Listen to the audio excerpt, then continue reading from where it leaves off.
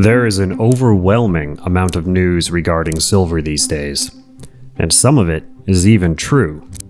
But with silver's volatile swings after a rapid run past $120 per ounce, much of the focus has been on the price and short-term drivers.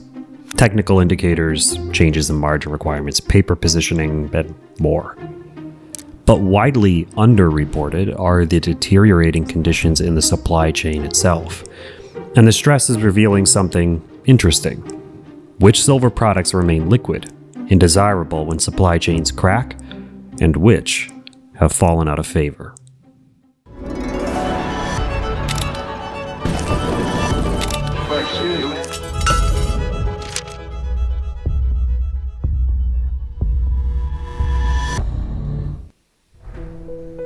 If you're a long-time fan of the channel, then you know most of what's happening right now has been anticipated. We've talked about many of the drivers that are currently fueling the ongoing volatility, but it's time we revisited one of our earlier stories, because refineries, as we outlined, are the choke point, and it has manifested some very interesting changes in the industry. The current chapter of silver's story really starts in China. On January 1st, 2026, China tightened export controls on refined silver and silver-bearing materials, reclassifying it as a strategic material. Only approved enterprises are allowed to ship silver, controlled entirely by the Chinese Communist Party. On this approved list, only 44 specific companies are currently allowed to ship silver abroad.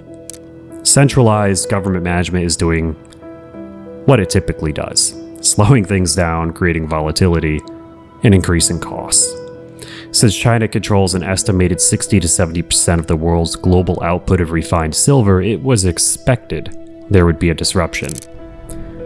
We are now living through it. Total export volume from China is expected to be 30 to 50% lower this year. Other refineries around the world are expected to pick up the slack, but expanding refinery capacity takes time. While many of the refineries in North America, Switzerland, or South Korea would love to increase throughput, it's not a swift process. Permitting alone for environmental hazards can take several years. It's also unwise for a refinery to increase capacity in the current macro environment. The business case would be a hard sell. New capacity means new equipment and labor, which must be financed. Refineries only operate well if they have a steady supply of silver, and we remain in a structural mining deficit. The current wave of silver investing has ignited a frenzy, but this is a cyclical business. No one knows if or when demand will taper, but past experience suggests that weaker hands will be shaken out in the volatility and demand will even out eventually.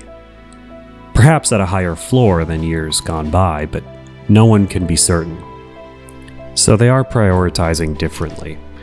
While there are some large strategic projects underway to address the China supply gap, the immediate response is more about working through the moment with what's available now. Instead of chasing rapid capital expansions, many are choosing to pause take-ins and work through backlogs. This has rippled up the supply chain all the way to the consumer, and there is a sound business reason for it. Let's say you take your silver to a local coin shop who normally turns around and sells it to a refinery. They do this because the cost of holding and financing inventory can be very high. This keeps them cash stable, lights stay on, and the doors stay open.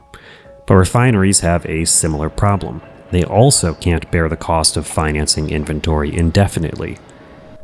Refineries borrow money from banks to fund their purchases. They melt the metal down and sell it, which lets them recoup the initial outlay, pay the bank, and profit a small amount. But if you have a big backlog, you can't keep buying metal, because every day that metal sits in the backlog, you are paying financing costs. And if the price of metal rises dramatically as they're buying, it can mean they max out their credit limit quickly. And they're buying a lot more gold and silver at 2 to 4 times what they used to. So refineries are running into a liquidity problem. They can't pay out as quickly as before, and that means the local coin shop can't buy as much. Some refineries are refusing to buy any silver until they catch up, while others are limiting what they buy. Some refineries are reporting they've moved from paying within 2 days to something closer to 2 weeks. Certain products are out of favor now because they only increase the backlog. Constitutional silver, also known as junk silver, is US coinage from before 1970 that contained silver, often as much as 90%, but sometimes comprised as little as 40% silver. Sterling silver is used to make jewelry and silverware and is 92.5% silver. These products must be dissolved in chemical agents like nitric acid, which are currently in short supply. They also undergo electrolysis to remove impurities, and again, this takes time. With the current backlog and financing expenses, it's not profitable during a surge like this for refineries to take and hold that inventory. So as a result, many coin shops have stopped taking it as well. If they have no exit for the inventory, they're in trouble too. And today's backlog is expected to take most of this year to clear up, testing everyone's patience. And this doesn't mean there are no buyers at all for these products in 2026. There are retailers, like APMEX, that still purchase and resell directly to consumers rather than sending everything to be melted down. But if you want to maximize your options during a volatile period and know that the supply chain is likely to be under duress for an extended time, then some products might be better than others. Any silver bullion that's 99.9% pure is going to be easier to sell during times like this. And of course, the Silver Eagle is a perennial favorite.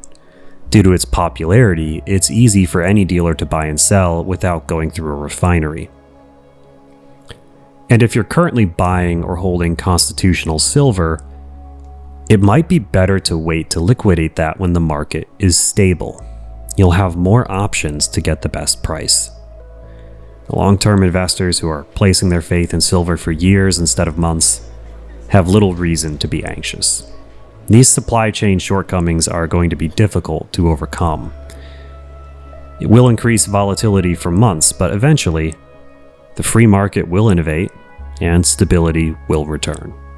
And that's all we have for you today. Please remember to like, subscribe, and share with a friend.